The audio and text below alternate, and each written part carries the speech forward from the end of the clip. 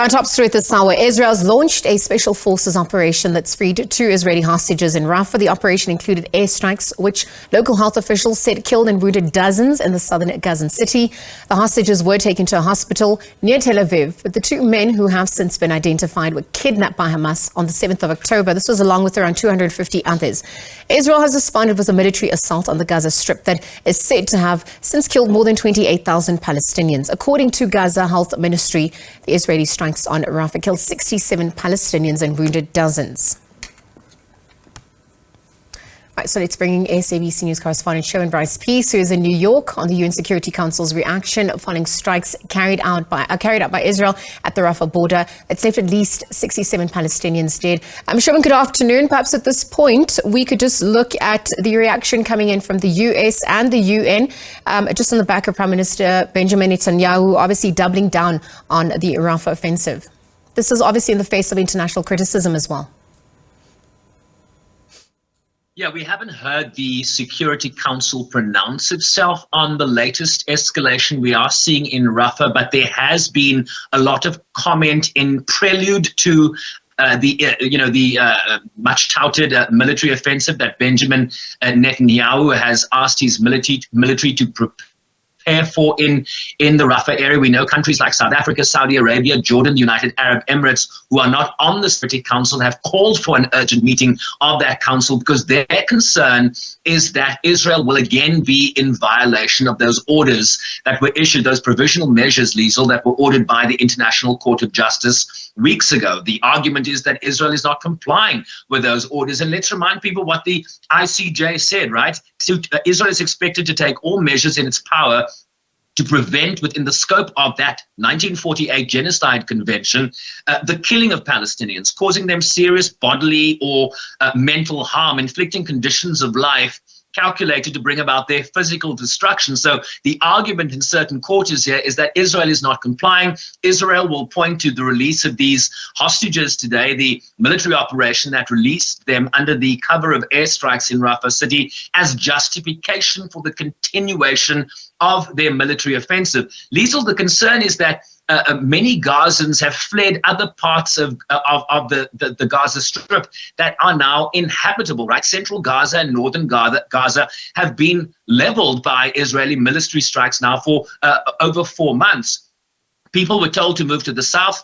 Rafah city had a population, Liesl, of about 280,000 before the war commenced on October 7th. It is now housing between 1.2 and 1.5 million people. So the concern from the United Nations is that where are these people, these civilians in the main, where are they supposed to go? You hear from Egypt that is just across the Rafah border, right? The Rafah crossing over there that has been instrumental in getting some humanitarian aid into Gaza. They are now fortifying that border over concerns that there could be a refugee crisis were this military operation to continue. And let me read you a tweet, an ex-post from Martin Griffiths, the Undersecretary General for Humanitarian Affairs. He's also called the Emergency Relief Coordinator. He says the following: many of the well over 1 million people who make up Rafah's population today have endured unthinkable suffering. Their homes have been destroyed, their streets mined, their neighborhoods shelled. They've been on the move for months, braving bombs, disease, and hunger. Where are they supposed to go? How are they supposed to stay safe?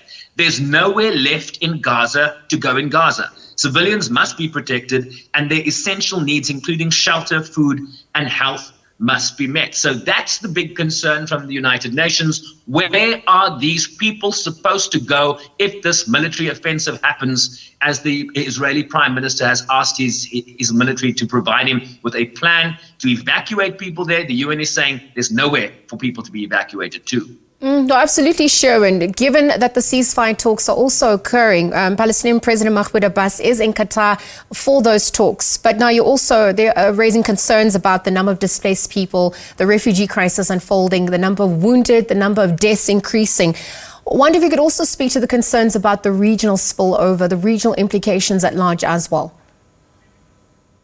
Yeah, it's an excellent point, right? There's so many layers to this story. There's this, imminent refugee crisis that Egypt is concerned about. There is a forced displacement crisis that the United Nations is concerned about. There is also that ceasefire, that, humanitarian pause for a hostage deal that the Qataris and the United States and France and Egypt have been involved in, right? And we were told last week that it was, imminent, and then Hamas released its 3-point plan that was rejected by Israel. Then you also have an effort led by the Algerians and the UN Security Council demanding an immediate ceasefire. That resolution has not been put to a vote yet because the United States has signaled that it does not believe the timing of a humanitarian resolution is necessary right now, given the geopolitical negotiations that are being led by people like Antony Blinken, the US Secretary of State, that spent a lot of time in the region last week in terms of that new hostage deal that they're working on, and where they're talking about 45-day pauses for each phase. A readout from the White House, Liesl, yesterday, a call between President Joe Biden and Prime Minister Netanyahu. This is what the White House is saying. Biden called for urgent and specific steps to increase the throughput and consistency of humanitarian assistance to innocent Palestinians, civilians. As you'll know, we are still to this day not getting humanitarian aid into Gaza commensurate to the need on the ground. That has been a huge issue, even from countries like the United States. And Biden reaffirmed his view that a military operation in Rafah should not proceed without a credible and executable plan for ensuring the safety of and support for the more than 1 million people sheltering there. So the posture from the United States is also shifting. And so Israel has been asked by their biggest ally to provide a plan for ensuring the safety of civilians here, particularly in light of their moves into Rafah. And so we haven't seen that evacuation plan from the military, and we don't know if that is going to conform necessarily with prescripts of international law. You talk about the spillover effect here. There are concerns across the blue line with Lebanon. There are concerns, of course, with these U.S. airstrikes that we've seen in the Red Sea, the Houthis attacking the shipping lanes in the Red Sea. There are concerns with U.S. responses to an attack on their military base in eastern Jordan. We've seen strikes in places like Iraq and in Syria. So the concern there that this could still escalate remains very, very clear.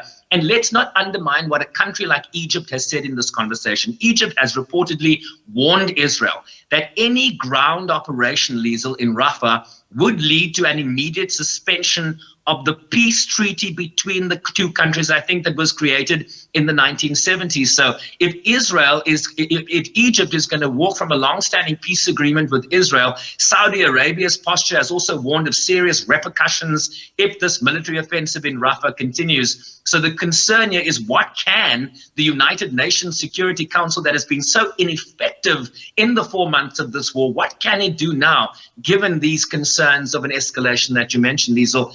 The writing seems to be on the wall here. How will Israel act in Rafah will be very much determinative of where we go from here. Absolutely. It's also going to be interesting to see how this plays out in the United States, given that we're edging closer to elections. We'll have to leave that conversation there for now. Thank you for your time at this hour. Sharon Bryce Peace is our U.S. correspondent, joining us there live from New York, really just weighing in on the escalation that occurred. Israel having launched a special forces operation that's freed 2 Israeli hostages in Rafah, but that operation included airstrikes. And obviously, we're just looking at the number of deaths, impacts, and really just the concerns about Israel not complying with the ICJ orders. Where to from here? Sharon Bryce Peace weighing in.